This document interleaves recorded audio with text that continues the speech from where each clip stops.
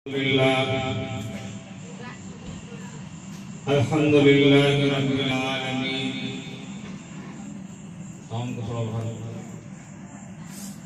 वस्सलातु वस्सलामु अला सय्यदिल अंबिया वल मुरसलीन व अला आलिहि व असहाबिहि अजमईन, अम्मा बाद। क़ाल नबी सल्लल्लाहु तआला अलैहि वसल्लम, कुन फिद दुनिया कअन्नका गरीब औ आबिरु सबील औ कमा क़ाल अलैहि सलातु वस्सलाम। लाजिम है हर बशर को ख्याले क़ज़ा रहे,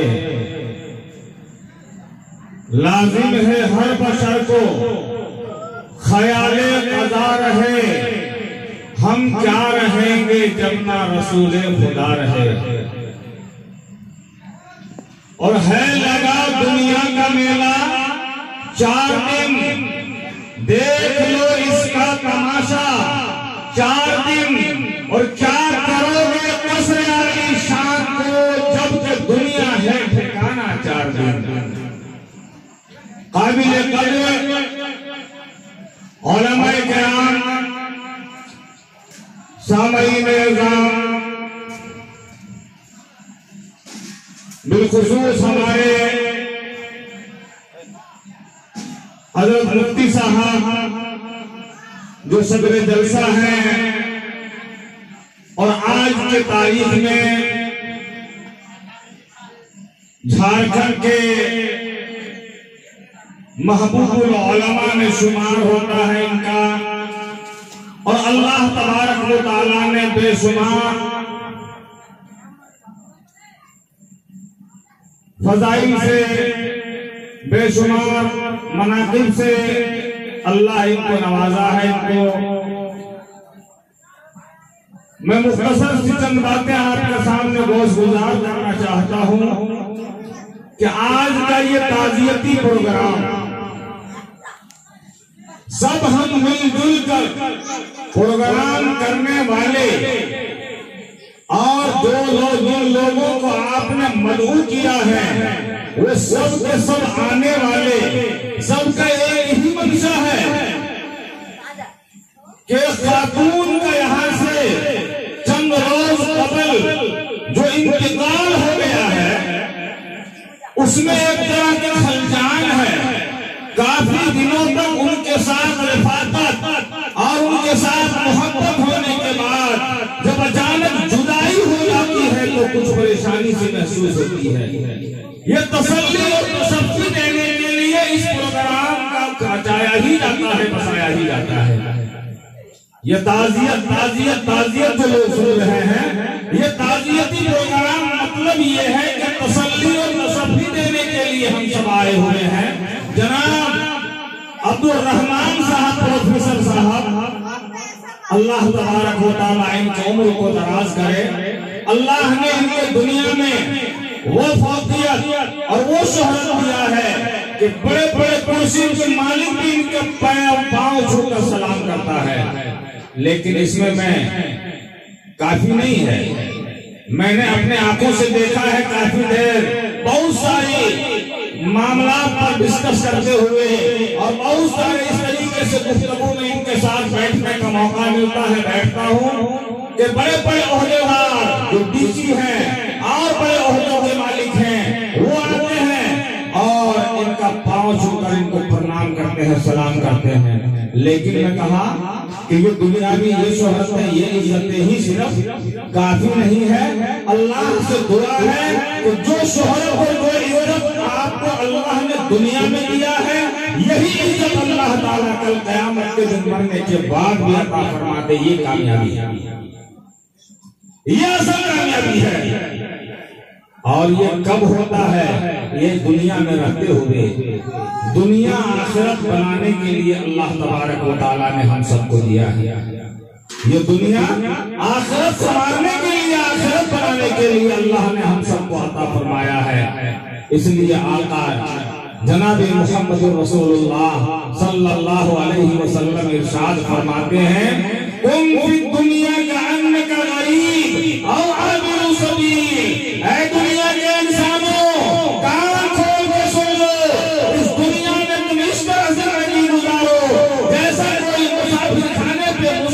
जिंदगी गुजारता है।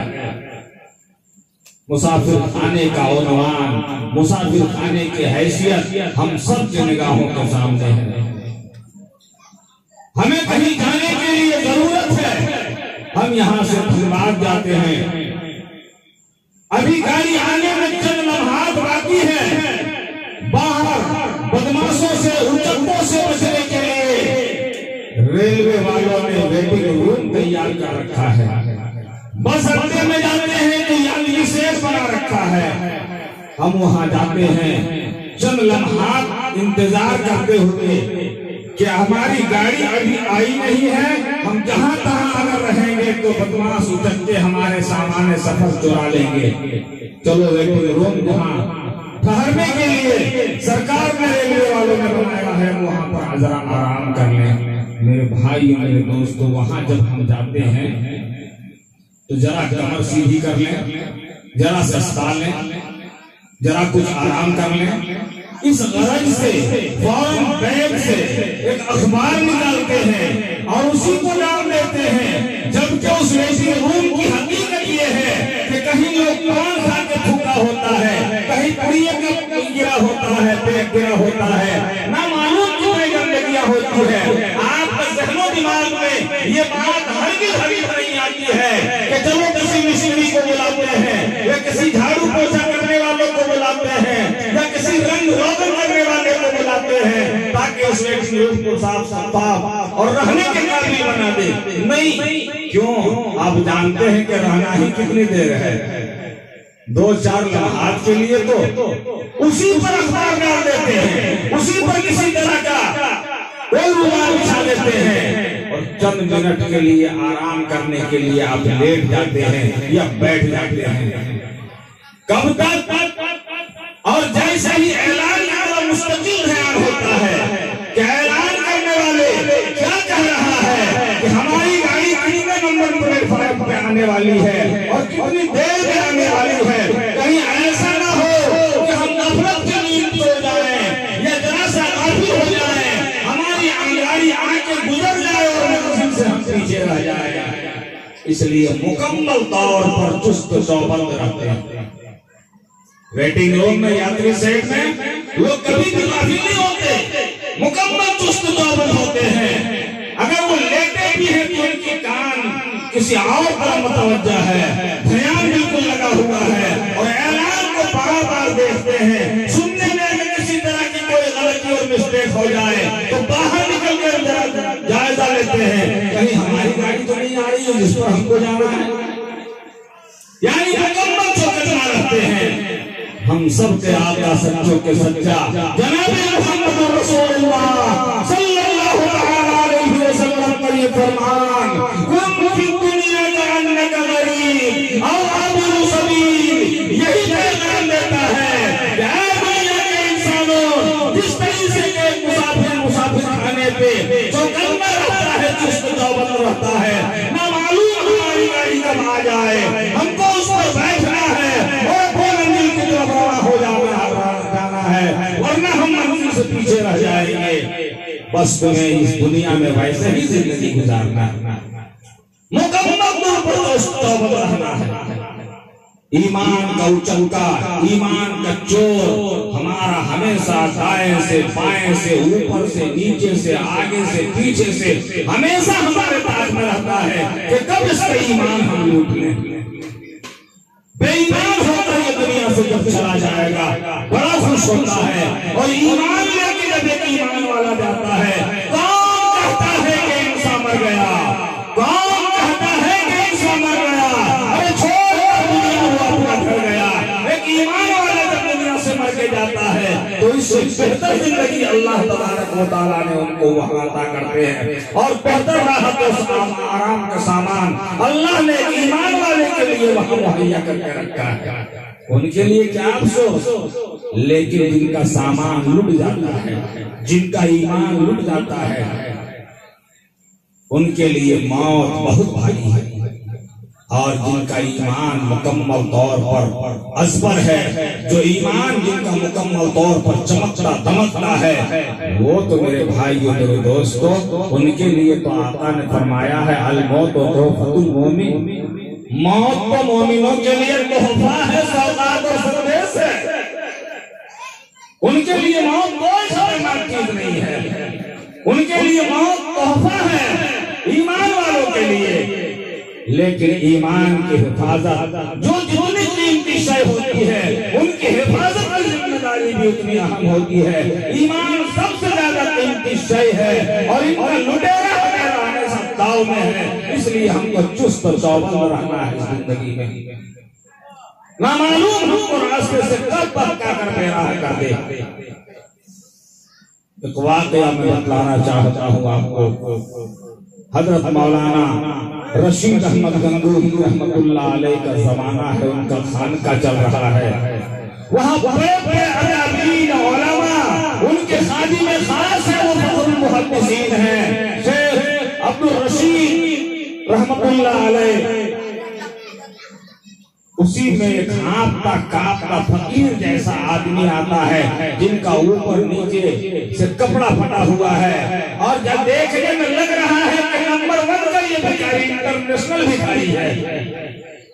वो आता है, उनके बड़े बड़े और उनके यहाँ लंगर चल रहा है, खाना बन रहा है, आ रहे हैं लोग, खा रहे हैं और जा रहे हैं, और उनके खानकाह में जिंदगी गुजार रहे हैं। बड़े बड़े उलमा उनके शादी में खास हैं। इसी आसरा में एक फकीर जैसा आदमी आता है, जो देखने में उनका हुलिया भी फकीर जैसा था, बिल्कुल थर्ड क्लास का था। वो आता है और इतने बड़े शेख कबीर मौलाना रशीद अहमद गंगोही रहमतुल्लाह अलैह जैसे शख्सियत को आके कहता है, बेअदब जुमला, ऐ रशीद खाना खिलाओ। ये सुनना था कि उनके अगल बगल में जो उलमाए किराम थे, उनको जरा चोट सी लगी, उनको भारी पड़ने लगा ये जुमला, उनके बल में पेशानी में बल आने लगी। उन्होंने आगे ऊपर नीचे देखा, लेकिन हुजूर वाला हजरत मौलाना रशीद अहमद गंगोही के सामने कह जा सकते थे। उनको कहा है जिनको आप सबसे बड़े मान रहे हैं, उनको कहा जाए रशीद खाना खिलाओ। ये लोग अपने मन में सोच रहे हैं कि ये कैसा बेअदब इंसान है, अगर खाना ही मांगना था तो अदब के दायरे में आके मांगता कि बाबू खाना खिला दो, भैया खाना खिला दो। आज हम दुनियादारों के घर में जाते हैं, कितने अदब को मलहूज रखते हुए उनसे पेश आते हैं। बहरहाल रशीद अहमद गंगोही रहमतुल्लाह अलैह ने कहा क्या है मौलाना यहया, तुम इसको खाना खिला दो। हुक्म की तामील करते हुए मौलाना यहया रहमतुल्लाह अलैह ने उस फकीर थर्ड क्लास के इंसान को खाना खिलाया। वो खाना खाया और चलता बना। जाने के बाद कहा कि तुम लोग बड़े ऊपर नीचे दाएं बाएं झांक रहे थे, माजरा क्या है? ये मौलाना रशीद अहमद गंगोही कहते हैं अपने मुरीदों से, अपने खुदाम से, ताकि हुजूर वाला ये कैसा इंसान था जिनको मांगने का सलीका नहीं, बोलने का ढंग नहीं, बेढंगापन अल्फाज से आपको मुखातब किया, ऐ रशीद खाना लाओ। लगता है उसके बाद की जागीर चलती है यहाँ पर, और आपको किसी तरह के कोई खर्चाल नहीं। आपने कहा क्या रशीद भैया खाना खिलाओ, वो खाया और शुक्रिया भी अदा नहीं किया और चलता बना। कहा कि हाँ तुम क्या समझते हो वो कौन था? होगा कोई फकीर? नहीं, हर जमाने में 550 वली और 40 अब्दाल हुआ करते हैं, जिनके तोफैल से हम गुनाहगारों को भी अल्लाह तबारक व तआला रिज़्क़ अता फरमाता है, ये दुनिया चलाता है। हर जमाने में होता है। 40 अब्दाल 550 वली होते हैं। याद रखो उन 40 अब्दालों में से एक अब्दाल भाई, ये बहुत ऊंचा फकीर था, बहुत ऊंचा रशीद बंदा था। मेरे भाइयों मेरे दोस्तों, इतना सुनना था कि मामला बिल्कुल उन लोगों के ज़हन और दिमाग बिल्कुल सुन हो गया और सन्नाटा छा गया। इतने बड़े हुजूर वाला थे वो, अब्दाल थे वो। बहरहाल बात भूली गई, चली गई, खामोश मामला खत्म हो गया। अचानक कुछ जमाना गुजरता गया, कुछ दिनों के बाद मौलाना रशीद अहमद गंगोही रहमतुल्लाह अलैह रोने लगे, आंखों में आंसू आ गया। और लोग, मैंने कहा कि मुस्तकिल उनके यहाँ दरबार लगा रहता था, उलमा की टीम हमेशा खिदमत के लिए हाजिर हुआ करती थी। उन्होंने पूछा कि हुजूर, आपके आंखों में आंसू, आपका रोना धोना क्या माना रखता है, क्यों रो रहे हैं आप? हजरत मौलाना रशीद अहमद गंगोही रहमतुल्लाह अलैह ने सुनाया, आज से चंद दिन पहले, कुछ महीने पहले एक शख्स आया था जिसने खाना तलब किया था और एक पूरा मायना का सुनाया। तुम लोग सोच रहे थे वो ऐसे वैसे इंसान होगा, मैंने कहा था 40 अब्दालों में से अब्दाल, सबने कहा हाँ हाँ, पूरा वाक़या याद आ गया उस इंसान के बारे में। कहा कि आज उनका इंतकाल हो गया। हम और आप सोचते कि आज इनका इंतकाल हो गया है, इतनी बड़ी हस्ती का, इसलिए रो रहे हैं। लेकिन वो लोग तो पहुंचे हुए, वो लोग भी तो आलिम थे, वो लोग पढ़े लिखे इंसान थे। उन्होंने कहा कि हुजूर वाला, उनका आज इंतकाल हो गया, वो अब्दाल ही तो थे, वली थे, अब्दाल थे, यही मामला है ना। आज उनका इंतकाल हो गया है तो इसमें रोने धोने का क्या मामला है? लाजिम है हर बशर को ख्याल कदा रहे। हम जा रहे हैं जमुना रसूल खुदा रहे, मेरे आका सल्लल्लाहु अलैहि वसल्लम, जिनके सदक़े में अल्लाह पूरी दुनिया को बनाया है, जब वो नहीं रहे तो एक अब्दाल का इंतकाल, ये कोई नया हादसा है, नया वाक़या है, नई बात है। इंतकाल तो सबको होना है। आज उनकी बारी है, कल हमारी बारी है। मौत से किसको रुस्तगारी है? तो इस पर रोना धोना क्या है? हजरत मौलाना रशीद अहमद गंगोही ने कहा, हाँ, मैं ये बतलाना चाह रहा था कि कहीं तुम ये न सोचने लगो कि उनका इंतकाल की वजह से, उनके मरने की वजह से मैं रो रहा हूं, ऐसी कोई बात नहीं। ये बतलाना मैं आपको चाहता हूँ। काफी क्यों रो रहे हैं? कहा कि इतनी बड़ी हस्ती, 40 अब्दालों में से एक अब्दाल थे, लेकिन ना मालूम अल्लाह किस करतूत से, किस कैरेक्टर से, कौन सी बात से अल्लाह तबारक व तआला नाराज हो गया और मरते वक्त ईमान छीन लिया और कुफ्र के हालत में उसका इंतकाल हुआ है। इसलिए मैं रो रहा हूँ कि जब इतने बड़े अब्दाल का मरते वक्त ईमान छीन जाता है, ऐ रशीद तेरा क्या होगा? तू अपने ईमान की सलामती की दुआ अल्लाह तबारक व तआला से मुस्तकिल करता रहा। मेरे भाइयों, मेरे दोस्तों, ये बतलाना है असल कि हम और आप हमेशा मुस्तकिल चुस्त चौकन्ना रहें। कहीं ऐसा ना हो कि मरते वक्त का ईमान हाथ से चला जाए, सल्ब हो जाए, निकल जाए और बेईमान होकर हमारा इंतकाल हो जाए तो याद रखें हम नाकाम हो गए। हजरत मौलाना अताउल्लाह साहब बुखारी रहमतुल्लाह अलैह से एक अंग्रेज ने पूछा, वो अंग्रेज बहुत कुत्ता पालने का शौकीन होता है, वो अंग्रेज ने पूछा, सवाल किया, कुत्ता को सामने सहला रहा है वो अंग्रेज, और मुफ्ती अताउल्लाह साहब बुखारी रहमतुल्लाह अलैह से कहा, मुल्ला जी, तुम अच्छे हो या मेरा कुत्ता अच्छा है? कितना खतरनाक सवाल था। ओ मुल्ला जी, तुम अच्छे हो या मेरा कुत्ता अच्छा है?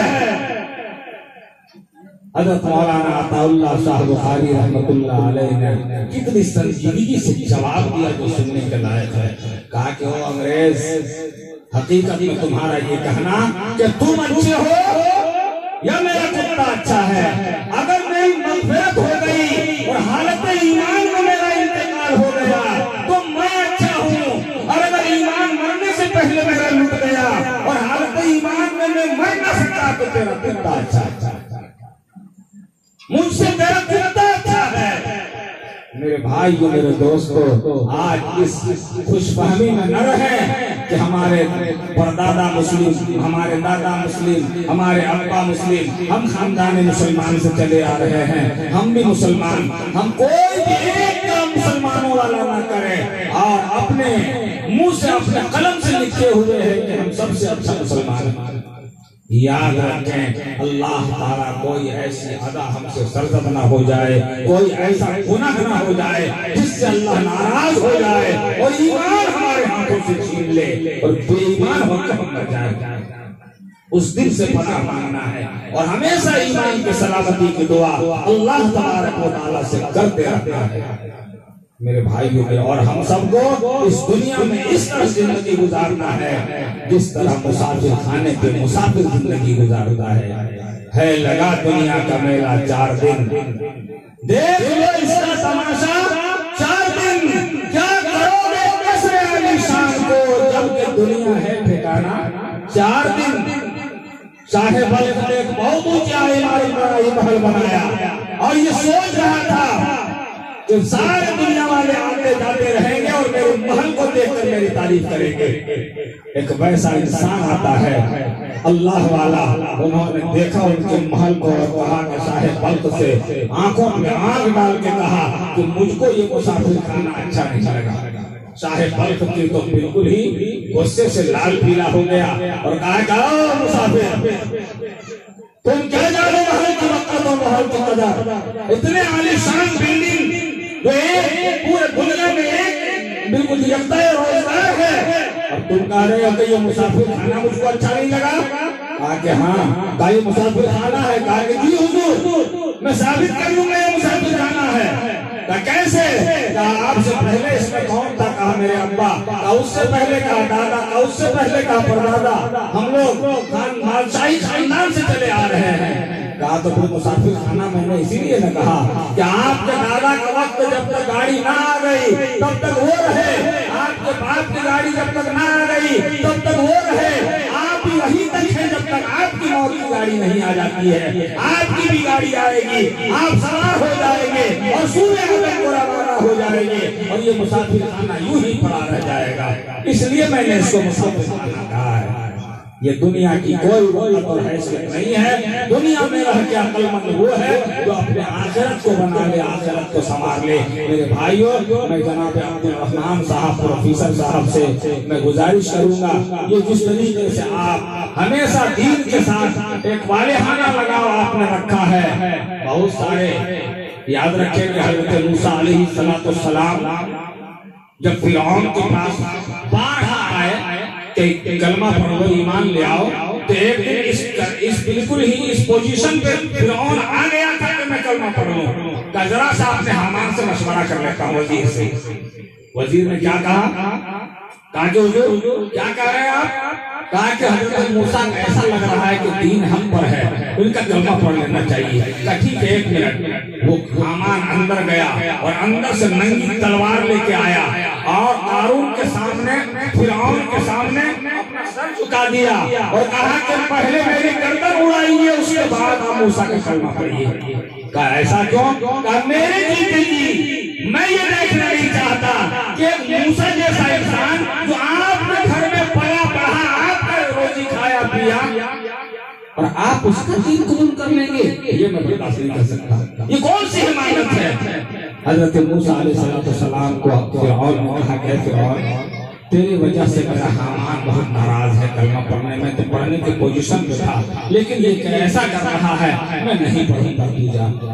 बहकाया कौन, गुमराह कौन किया, राह रास्ते से कौन हटाया? वो मैं अब्दुल रहमान प्रोफेसर साहब से मैं गुजारिश करूंगा, आज तक जिस तरीके से सारे हमारे जितने अगल बगल सारे लोग आपको इस पोजीशन पे जानते हैं, मस्जिद डलाई हुई चलो वहाँ पर, मदरसे में डलाई हुई चलो वहाँ पर, कहाँ जरूरत पड़ी चलो वहाँ पर, कहीं बैठक की जरूरत है चलो वहाँ पर, कहीं और जो लगा आपने रखा है। कुछ लोग ऐसे आएंगे और आपको बेवकूफ कहेंगे, कहा कि आपको बेवकूफ बना के लोग चले जाते हैं, आप इस तरीके से क्यों करते हैं? आपको राह रास्ते भटकाने वाला जुमला है। याद रखें जो काम आप करते जा रहे हैं, कल क़यामत के दिन आपको एहसास होगा कि मैं जो कर रहा हूँ यही सबसे बड़ी अक्लमंदी थी, इसके सिवा कोई दुनिया में अक्लमंदी नहीं थी। इसलिए आप ये वालेहाना खुद अपने लिए भी करें और अहलिया मोहतरमा के लिए भी करें, और आपके मरहूम भाई जो हमारे हाजी साहब दुनिया से चले गए उनके लिए भी जिस तरीके से आप सब जारिया करते जा रहे हैं और कर रहे हैं, इसी पे हम सबकी अक्लमंदी है। अल्लाह तबारक व तआला इस मुख्तसर सी बात पे हम सबको अमल के तौफीक अता फरमाए। आमीन व आखिर दावाना अल्हम्दुलिल्लाहि रब्बिल आलमीन।